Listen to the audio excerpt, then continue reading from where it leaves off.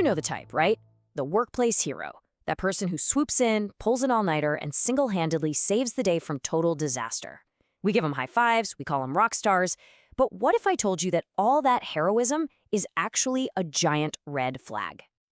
See, the thing is, these heroic moments aren't really about a person's incredible work ethic. They're a signal, a big, flashing neon sign that something went seriously wrong way, way before our hero even got involved. So that's the million-dollar question, isn't it?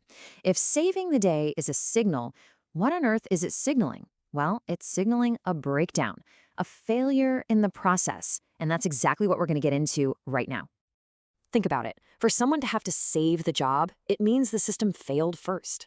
That dramatic, last-minute rescue, it's just the tip of the iceberg.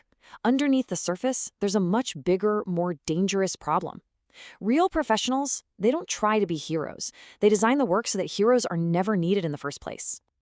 And when you start looking closer, you see all these hidden costs. You get burnout, of course, for the person who's always cleaning up the mess, but you also get resentment from the rest of the team. It actually encourages sloppy habits, because, hey, someone will just fix it later, right? And that leads to endless rework, and way worse, it can create some serious safety risks. But here is the most dangerous part of it all. When you always have someone to bail out a broken system, the system never has to get better. It never learns. The entire organization just gets used to the chaos. It becomes normal. Because, hey, there's always a hero waiting in the wings. Okay, so if being a hero is actually the problem, what's the solution? Well, it's something called clarity. And no, this isn't about slowing down or drowning in bureaucracy. It's about being fast because you prepared, not because you're scrambling to put out a fire. So let's just bust some myths right now. Clarity is not about micromanaging people or writing a 10-page report for a 10-minute task. And it's definitely not about being slow. In fact, clarity is speed. It's just front-loaded. You put in the thinking time at the beginning so you can just fly through the execution without all the drama later on. So what does this clarity actually look like? It's a state where four things are true. 1, the scope is defined. 2, the roles are obvious. 3, everyone can see what success looks like. And 4, this one is absolutely key, stopping points are respected. If you're missing even one of these, the work is not ready to start, period. Let's break that down into some simple questions. Do we know exactly what's in this job and what's out? Is it crystal clear who makes the next call if something changes? Do we all agree on what done looks like? And do we all have the authority to hit the pause button if things get muddy? And this all boils down to one simple, powerful rule that changes everything. The professional standard is, I don't start unclear work. And this isn't just for the folks doing the work. This is for sales, for managers, for leadership, for everyone. If it's not clear, the professional thing to do isn't to guess, it's to stop. You can literally hear the difference in the language people use. The old hero-based thinking sounds like, just get it done, or we'll figure it out as we go. The new professional standard sounds like, hold on, what does done actually look like? And who owns the next decision here? Okay, that's with theory. But what does this look like when the pressure is on? Let's walk through a few real-world situations where clarity is the true game changer. All right, scenario number 1, scope drift. The customer asks for just one more little thing. The old heroic response is to say, sure, I'll squeeze it in, and probably mess up the whole day's plan. The professional response, you pause. You say, that's a great idea, but it's outside today's scope.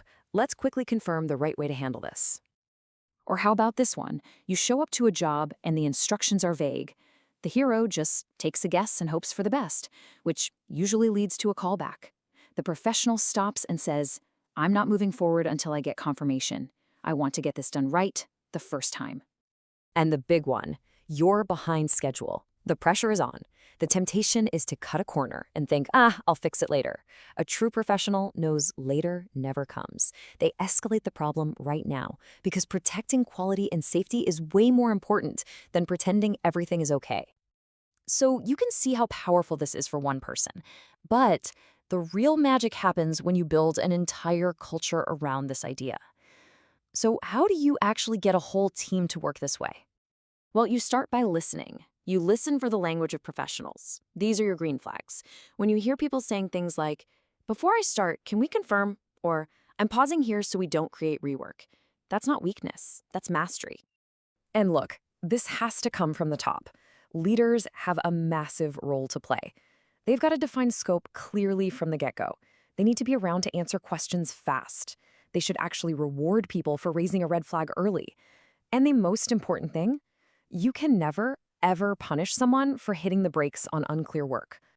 Because it really just comes down to this. If anyone on your team is afraid to ask a question, afraid they'll look dumb or get in trouble, then your system is already broken. Fear is the enemy of clarity. So how do you know if it's all working? You measure it. Are you getting fewer customer complaints? Are your days less chaotic and more predictable? Are your teams calmer? If things feel like a constant fire drill, that's your signal that clarity is missing somewhere upstream. This gives managers a whole new playbook. When one of those heroic moments happens, your first instinct might be to praise the person who saved the day. Don't. Instead, get curious. Ask the team, hey, great job getting it done, but why did this need saving at all? Then, where is clarity missing? And finally, okay, how do we fix our system so this never happens again? Ultimately, your organization has a choice to make. Do you want to be a team of firefighters constantly running around putting out fires in a broken system? Or do you want to build fireproof systems designed by professionals so the fires never start in the first place? The goal isn't to create more heroes who thrive in chaos. The goal is to build a team of true professionals. People who ask questions early and often. People who have the courage to stop when things get fuzzy. Who protect quality above all else. And who get the job done cleanly, the first time. So we'll leave you with this final thought. Chasing heroics might feel exciting, but it leads straight to burnout and broken systems. Building a culture of clarity? That's not just how you win today. That's how you build a team and a business that lasts.